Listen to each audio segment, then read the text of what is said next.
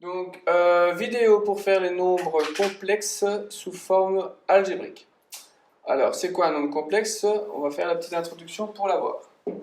Donc, premièrement, je regarde ma première équation, x moins 2 égale 0. Si je la résous, j'obtiens x égale 2. X égale 2, ça veut dire que je suis dans les naturels. Donc, ici, j'obtiens 2 qui est dans les naturels. Si je regarde ma deuxième équation, celle-ci, 2x plus 6 égale 0, si je la résous, je passe le 6 de l'autre côté, je divise par 2, j'obtiens moins 3. Moins 3, je quitte les naturels pour tomber dans les entiers, dans z. Ensuite, si je grossis encore, 4x moins 1 égale 0, si je la résous, je ne suis plus dans les naturels ni dans les entiers, j'obtiens dans les rationnels. Parce que ma réponse c'est 1/4. Si je passe à la quatrième équation, x carré moins 6 égale 0, si je la résous, je sors encore de mon ensemble des rationnels, vu que la réponse est plus ou moins racine de 6, et du coup je tombe dans les réels. Donc ce qu'on a fait, c'est que dans chaque équation, on a grossi notre ensemble de réponses. C'est-à-dire qu'au départ, je me trouvais dans les naturels. Ensuite, je suis passé, ma deuxième méthode, dans les entiers. Ensuite, pour l'équation numéro 3, j'ai encore grossi ma méthode dans les rationnels. Pour l'équation numéro 4, je l'ai encore grossi, je suis passé dans les réels. Et donc, si je veux résoudre par exemple la cinquième équation, x carré plus 16 égale 0, j'obtiens x carré égale moins 16. On ne peut pas résoudre dans les réels parce qu'il n'y a pas de racine négative. Et du coup, ce que je vais faire, je veux encore grossir mon ensemble des réels pour permettre à x carré égale moins 16 d'avoir des solutions. Et donc, je grossis mon ensemble et cet ensemble, on va l'appeler les complexes. Donc maintenant, ça c'est l'idée des complexes. Maintenant, on va voir comment on peut résoudre x carré égale moins 16. Ce qui nous embête dans x carré égale moins 16, c'est le moins. Donc ce qu'on va faire, c'est qu'on va inventer, on va imaginer un nouveau nombre qu'on appelle i, dont la propriété est que i carré égale moins 1. C'est sa définition. Donc i, dont i carré égale moins 1. Ce qui me permet de reprendre mon équation de départ et de résoudre. J'ai x carré égale moins 16. Je remplace le moins 1 par i carré. Donc j'ai i carré égale 16. Et donc ici, ce que je vais faire, je vais trouver les deux solutions. On n'oublie pas le plus ou moins. I carré, donc ça devient i, et 16, ça devient 4. Et donc j'ai mes deux solutions, plus ou moins i fois 4. Et donc on voit bien que ceci, on est dans un nouvel ensemble, on quitte les réels, on appelle ça un complexe. Alors historiquement, comment est apparu les complexes? Ce sont des mathématiciens italiens qui ont voulu résoudre une équation du troisième degré. Donc il y a plusieurs, dont Cardano, Tartaglia et Ferrari. Mais eux, ils ne vont pas, ils vont juste écrire racine de moins 1. Et c'est Bombelli qui, quelques années plus tard, va établir toutes les règles de calcul pour les complexes. Alors maintenant, ce qu'on a vu, c'était quoi l'idée d'un complexe? On va définir de manière algébrique son complexe. Alors, un nombre complexe Z, c'est un nombre de la forme A plus BI, où A et B sont des réels. Et le I, qu'est-ce qu'il a comme propriété? On l'a dit juste avant, il faut bien retenir que I carré égale moins 1. Donc la notation, on vient déjà de le dire, c'est comme ceci. Alors, on peut remarquer que dans les complexes, on a bien les réels. Pourquoi? Parce que si je prends B égale 0, vu que B c'est un réel, j'obtiens juste Z égale A. Et donc Z égale A, c'est bien un réel. Donc les réels sont bien inclus dans les complexes. Par contre, on ne peut pas dire que les complexes c'est inclus dans les réels. Parce que si je prends par exemple juste A qui vaut 0, j'obtiens BI. BI n'est pas un réel. Et ce que je viens de dire, on appelle ça un imaginaire pur. Alors, le A et le B, ça a une notation, c'est la partie réelle et la partie imaginaire du complexe. Alors, la partie réelle, c'est le A parce qu'il est tout seul, qu'on note RE de Z. Et le B, vu qu'il est à côté du I, on dira que c'est la partie imaginaire du complexe et on le note IMZ. Donc, on peut écrire qu'un complexe est toujours une partie réelle, RZ, plus I fois sa partie imaginaire. Alors, un petit exercice assez facile pour s'habituer au complexe sous forme algébrique. Voici 4 complexes. Alors, dans chaque complexe, j'aimerais bien trouver sa partie réelle et sa partie imaginaire.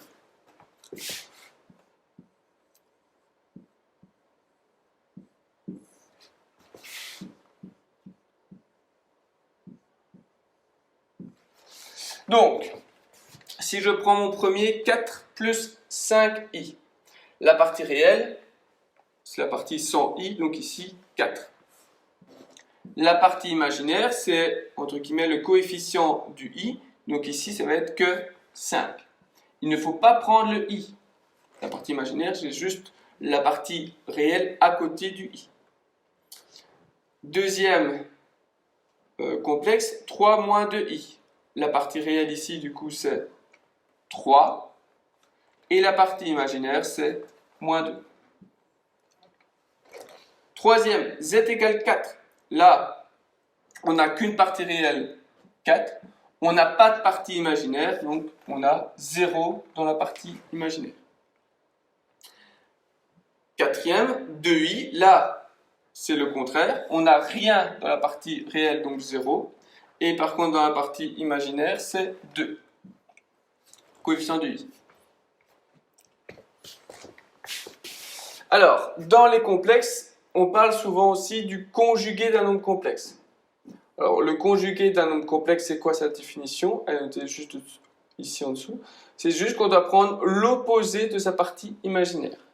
Donc ici, vous avez un complexe A plus BI. Son conjugué, c'est A. C'est A moins BI. J'ai pris l'opposé de sa partie imaginaire. Sa notation, on le note Z avec une barre au-dessus. Alors, deux petits exemples. Si j'ai un complexe 1 plus 3i, son conjugué, donc Z avec une barre au-dessus, ça va être quoi? La partie réelle, je ne touche pas. Et je prends l'opposé de la partie imaginaire. Donc au lieu de prendre plus 3, je vais prendre moins 3i. Pour mon deuxième, Z, le conjugué de Z, donc Z bar. Partie réelle, je ne touche pas. La partie imaginaire, je prends son opposé, donc plus 4.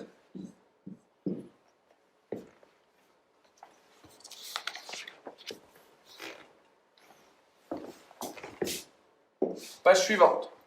Alors maintenant, ce qu'on va faire, c'est que tout complexe, on peut se le représenter dans un plan qu'on appelle plan gaussien. Alors, n'importe quel nombre complexe de la forme A plus BI, je peux le représenter par un point M qui a pour coordonnées A, partie réelle, B, partie imaginaire. Ce point M, c'est appelé le point image du nombre complexe. Par contre, le nombre complexe, Z, est appelé l'affixe du point M. Ce sont des conventions, des notations. Alors, comment on se représente A et B dans un repère? On va appliquer un plan gaussien. Et le plan gaussien, qu'est-ce qu'il va avoir comme unité? Si je prends 1, 0 comme complexe, donc 1 pour partie réelle et 0 pour partie imaginaire, ça va me donner l'unité sur l'axe des x, 1, 0. Par contre, si je veux 0 plus 1i, donc 0 partie réelle, 1 partie imaginaire, ça va me donner l'unité sur l'axe des ordonnées. Donc en clair, l'axe des abscisses, ça va être la partie réelle, et l'axe des y, ça va être la partie imaginaire. Et donc, si j'ai un point A plus BI, donc un nombre complexe A plus BI, le point image du nombre complexe, AB, je vais mettre A sur la partie des réels, B sur l'axe des ordonnées, et donc j'obtiens bien un point ici, A plus BI. Ça, c'est comment on représente un complexe dans un plan gaussien.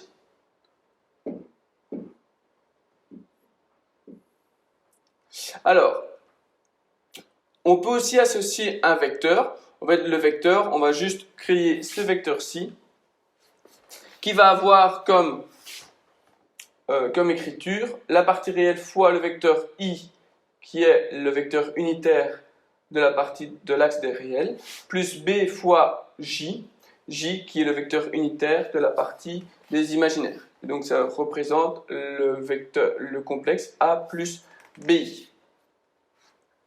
Alors, petit exercice, on va se demander de représenter trois complexes Z1, Z2, Z3, et en même temps, on va te demander de représenter leur conjugué. Donc, si je veux le premier complexe Z1, 1 plus 2i, ça veut dire que 1, ma partie réelle, 2, ma partie imaginaire. Donc, sur ma partie des réels, je prends 1. La partie imaginaire, je monte de 2. Donc, voici Z1. Alors, si je veux le conjugué de Z1, ce qu'on a vu juste avant, je dois prendre juste l'opposé de la partie imaginaire. Donc 1 moins 2i. Donc ma partie des réels ne bouge pas et je prends moins 2 sur la partie des imaginaires. Hop. Donc ça c'est Z1 bar. Dessinons, représentons Z2. Moins 3 moins i.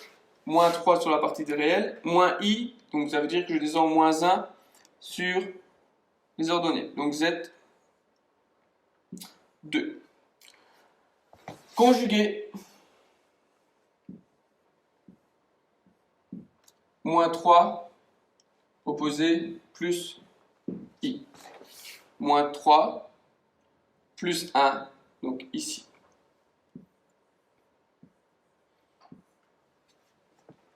Alors, Z3, j'ai mis Z3 et Z2, pardon. Z3, moins 2 plus 1 demi. Moins 2 plus 1 demi, donc je monte d'un demi. Voilà Z3. Si je regarde son conjugué, ça me donne moins 2, moins 1 demi. Donc moins 1 demi, je suis ici.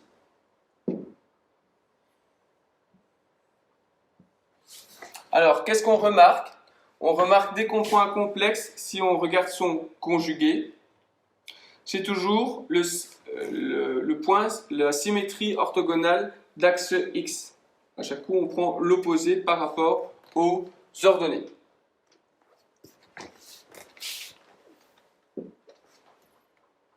Alors maintenant, on va regarder quand est-ce qu'on peut égaler deux complexes. Alors, deux complexes sont égaux si et seulement si ils ont la même partie réelle et la même partie imaginaire.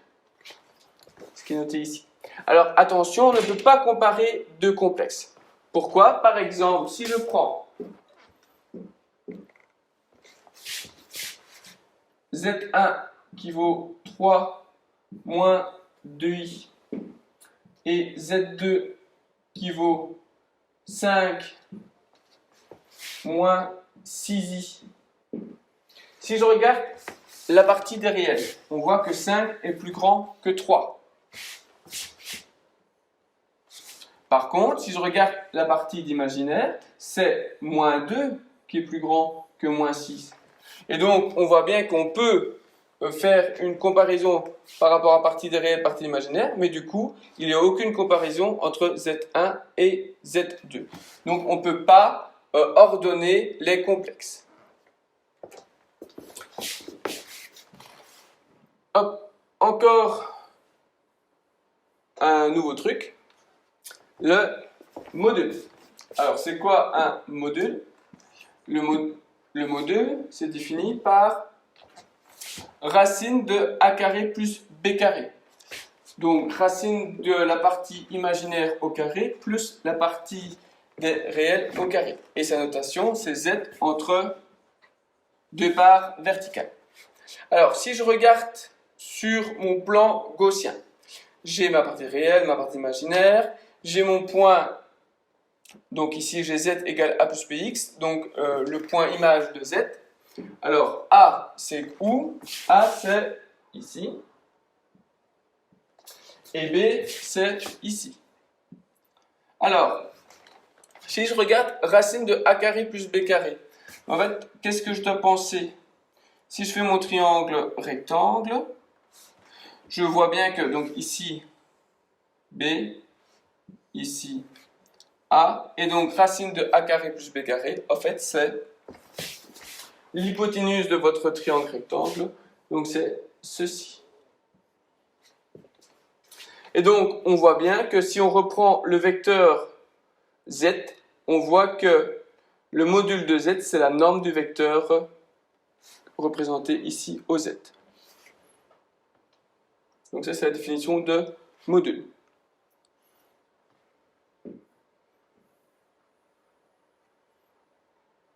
C'est ce que je viens de dire. Alors, on va calculer le module de deux complexes pour s'entraîner. Premier complexe, 4 moins 3i.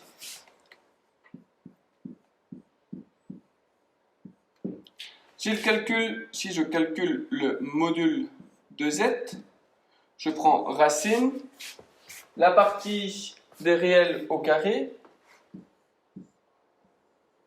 plus la partie des imaginaires moins 3 au carré. Alors, 4 carré, 4 au carré, ça fait 16. Plus moins 3 au carré, ça fait plus 9. 16 plus 9, 25. Racine de 25, 5. Donc là, on a calculé le module. Donc le module qui est aussi la norme du vecteur complexe.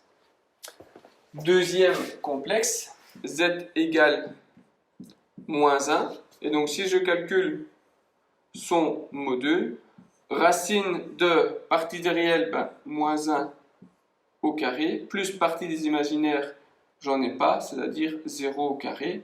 Donc ce qui me fait 1.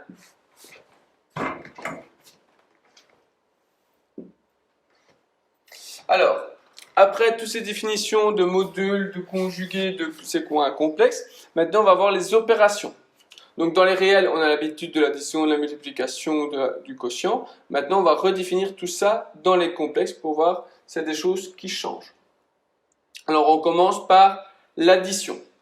Donc si je prends un complexe Z1A, A1 plus B1I et Z2, A2 plus B2I, si je fais l'addition entre Z1 et Z2, je vais additionner les parties réelles ensemble et les parties imaginaires ensemble.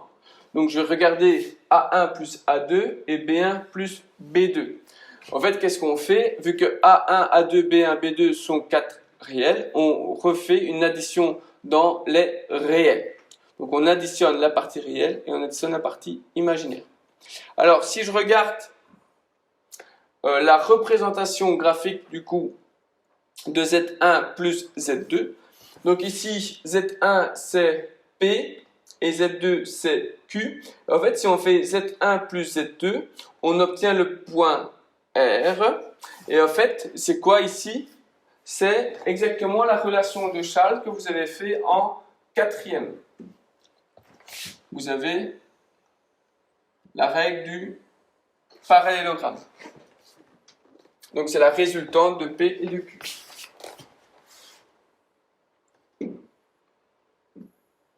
Hop. Voilà, voilà. Alors,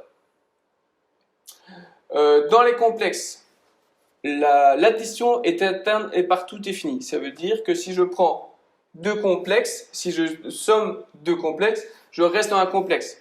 Ce qui est cohérent parce que je vais rester ma partie réelle. Si je somme deux réels, je reste dans ma partie réelle.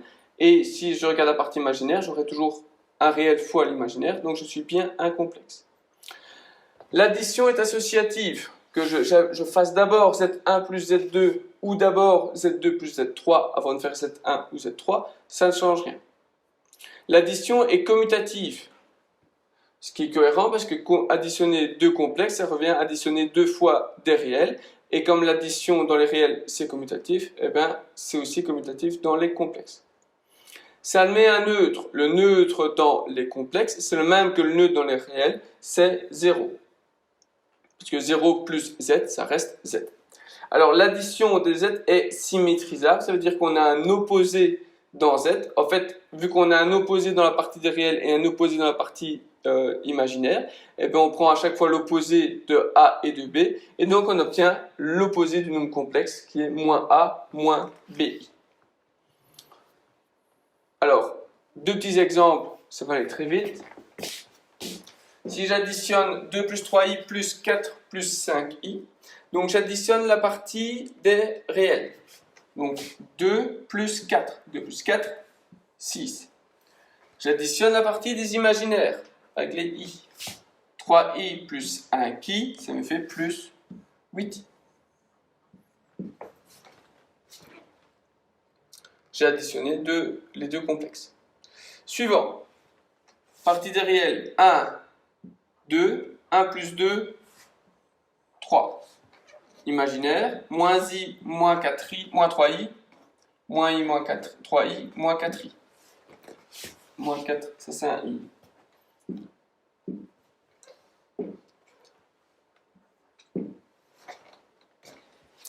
Après l'addition, on va voir la soustraction. La soustraction, c'est exactement le même que l'addition. Au lieu de mettre un plus, on met un moins à chaque fois.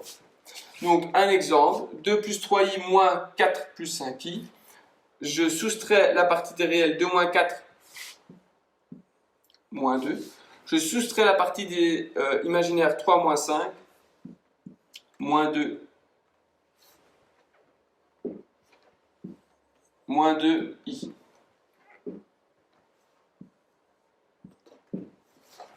Après l'addition et la soustraction, je vais m'attaquer à la multiplication par un scalaire. Donc je vais regarder ce qui se passe quand je prends un complexe et que je le multiplie par un certain réel.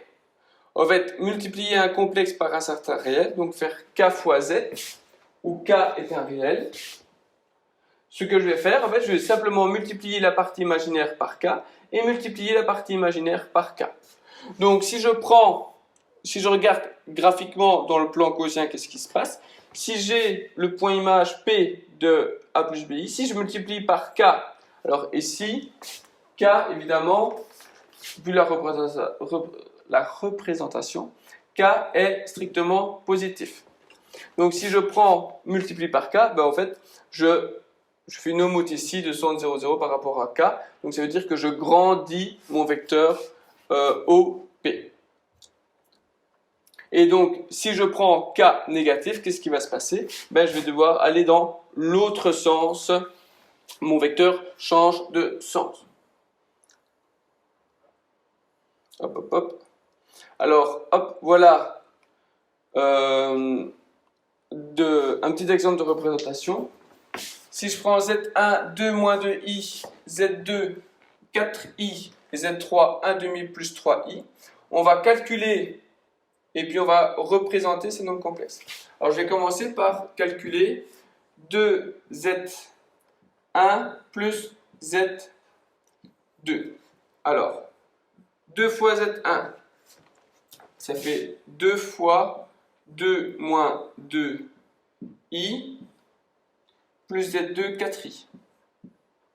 Alors, si je regarde la partie réelle, j'ai qu'ici 2 fois 2, 4. La partie imaginaire, 2 fois moins 2i, ça fait moins 4i. Moins 4i plus 4i, j'ai plus de partie imaginaire. Et donc 2z1 plus z2, j'obtiens juste 4, donc qu'une partie réelle. Et donc si je veux représenter celui-ci, donc je vais le représenter en noir, il est ici. Hop. Donc ceci c'est 2 fois z1 plus z2. Je vais calculer le deuxième. Z1 plus 2Z3. Donc Z1, c'est toujours 2 moins 2i.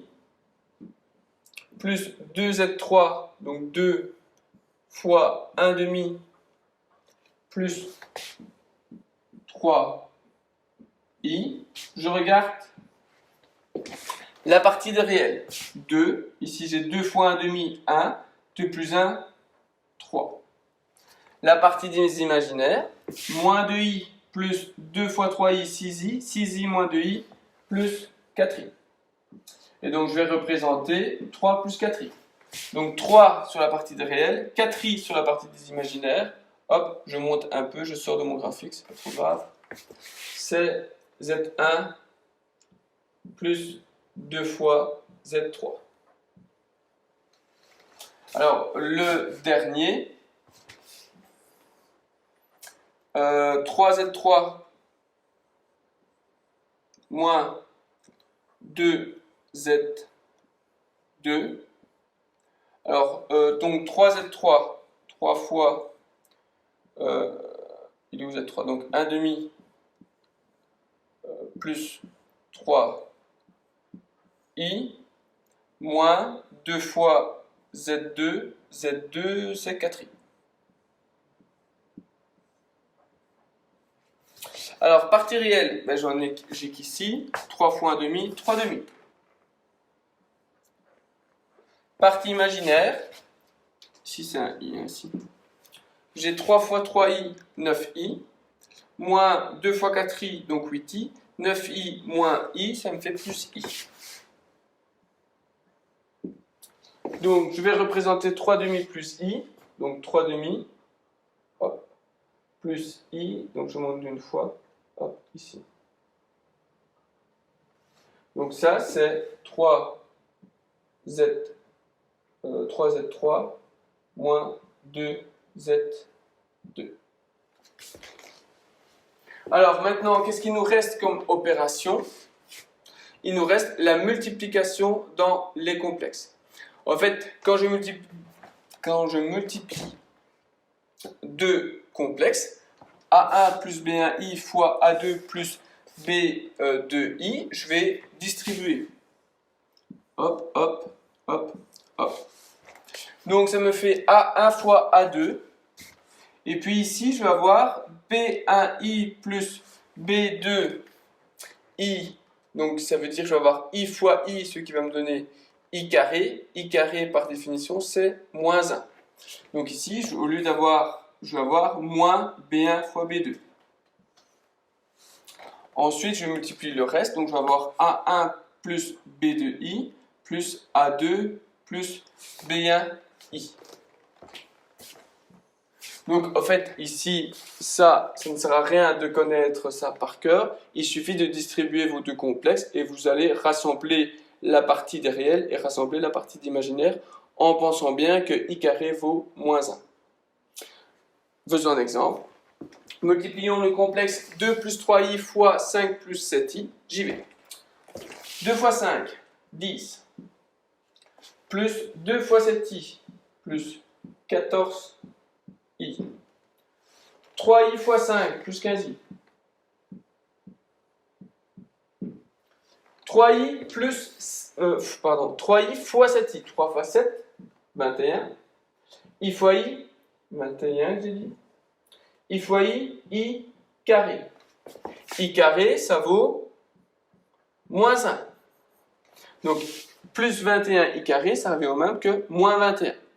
Donc, ma partie des réels, je vais avoir 10 moins 21, ce qui me donne moins 11. Partie des imaginaires, j'ai 14i plus 15i, ça me donne plus 29i. Donc j'ai multiplié deux complexes, et on voit que la multiplication de deux complexes, ça me retourne aussi un complexe.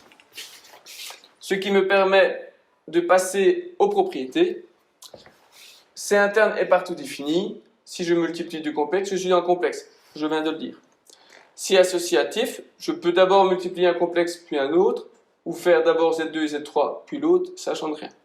C'est commutatif. Faire Z1 fois Z2, ça revient au même que Z2 fois Z1. Ça admet un neutre, comme pour les réels, le neutre c'est 1. le réel est absorbant pour la multiplication. Si je prends un complexe et je multiplie par 0, ça me fait 0, comme pour les réels. Et j'ai la multiplication est distributive par rapport à l'addition. Donc si je prends Z1 fois Z2 plus Z3, ça fait Z1 fois Z2 plus Z1 fois Z3, comme dans les réels. Donc il n'y a rien qui change par rapport au réel. Alors, on va regarder un cas particulier, que si je me prends un complexe de manière générale A plus BI, et je vais multiplier ce complexe par son conjugué. Le conjugué de A plus BI, c'est A moins BI. Et donc ici, je vois que j'ai A plus BI fois A moins BI. Ça me fait penser à quoi? Ça me fait penser au binôme conjugué. Pour rappel, les binômes conjugués, A moins B fois A plus B, c'est A carré moins B carré. C'est ce que je vais appliquer ici. Donc je vais avoir A au carré moins BI au carré. Mais on sait que I carré, ça vaut moins 1. Donc je vais avoir, je vais tout écrire, donc A carré moins B carré fois I carré. Comme I carré vaut moins 1, ben moins ça me fait plus. Et donc j'obtiens A carré plus B carré. Qu'est-ce que je remarque? J'ai plus de I, donc je n'ai plus de partie imaginaire. Donc en fait, ceci appartient au réel. Je retombe, si je multiplie un complexe par son conjugué, je retombe dans l'ensemble des réels. Alors ceci va me permettre de voir la division dans les complexes. Si un complexe sur un complexe, ce n'est pas un complexe. Pourquoi? Parce qu'un complexe, c'est de la forme 1 réel plus 1 réel fois I. Ici, c'est pas ça, j'ai un complexe sur un complexe, donc ce n'est pas un complexe. Alors, ce que je vais faire, c'est que je vais enlever le complexe du dénominateur. Donc, je vais enlever le complexe de 3 moins I. Donc, je veux obtenir sur un réel. Mais si j'utilise la remarque juste au-dessus, je sais que si je multiplie par son conjugué, je vais avoir un réel au dénominateur. Et donc c'est ça que je vais appliquer. Je vais multiplier le dénominateur par son conjugué. Si je le fais au dénominateur, je dois aussi le faire au numérateur. Donc j'écris ce que je viens de dire.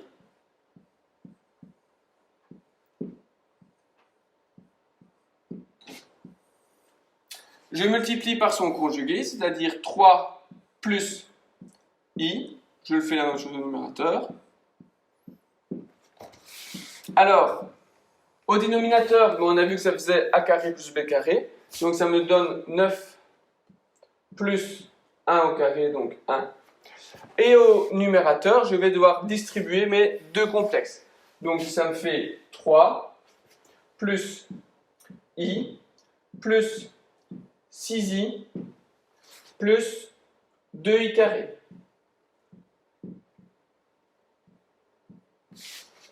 Alors, dénominateur 10. Alors, j'ai quoi comme réel? N'oubliez pas que I carré c'est moins 1, donc je vais avoir 3 moins 2, 3 moins 2, 1. Et ma partie imaginaire, je vais avoir I plus 6I plus 7I. Ceci c'est bien complexe, parce que c'est comme si j'écrivais 1 dixième plus 7 dixièmes de I. Et donc j'ai bien ma partie réelle plus ma partie imaginaire. Alors, on va regarder, donc ça c'est quand on fait la division dans les complexes. Alors, on va regarder la puissance de I. Un cas particulier, on va juste regarder I et on va élever exposant 0, exposant 1, exposant 2. I exposant 0, n'importe quoi exposant 0, ça fait 1. I exposant 1, ça c'est trivial, ça fait I. I carré, par définition, moins 1. I au cube, I au cube c'est I carré fois I. I carré c'est moins 1. Donc ça fait moins 1 fois I, moins I. I4, exposant 4, ça fait I cube fois i. I au cube, ça fait moins i. Donc j'ai moins i fois i. Donc ça me fait moins i carré. I carré, c'est moins 1. Moins 1, 1. I exposant 5. I exposant 5, c'est i exposant 4 fois i. I exposant 4, ça fait 1, ça fait i. Et en fait, qu'est-ce qu'on remarque? J'ai 1, i moins 1, 1 i. Si vous continuez, si vous faites i exposant 6, vous allez avoir le précédent fois i fois i moins 1, ce qui revient au même. Et donc, on va voir qu'on va avoir toujours les mêmes valeurs. Donc, on va essayer d'écrire ça de manière générale. Donc, si je prends n dans les naturels, si je prends i exposant 4n, pourquoi 4n? Parce que je vois que j'ai 4 réponses et après je retourne en rond. Donc 4n, ça veut dire que je vais avoir par exemple i exposant 0, si je prends n qui vaut 0, ça vaudra toujours 1. Si je prends le suivant, donc 4n plus 1, je vais avoir donc plus 1, donc je fais fois i. Une fois i, ça me donne i. Si je prends encore le suivant, donc plus 2, ça veut dire que je prends le précédent fois i carré, moins 1. Si je prends encore le suivant, 4n plus 3, moins 1 fois i, moins i. Alors, si je prends encore le suivant, je vais avoir 4n plus 4, et 4n plus 4, c'est comme si j'avais 4n avec n un supérieur. Donc, en fait, si je fais moins i fois i, je vais avoir moins i fois i, donc moins i carré. Moins i carré, ça fait 1, donc je reviens bien au départ. Et donc, toutes les puissances de i peuvent être résumées par ces 4 relations.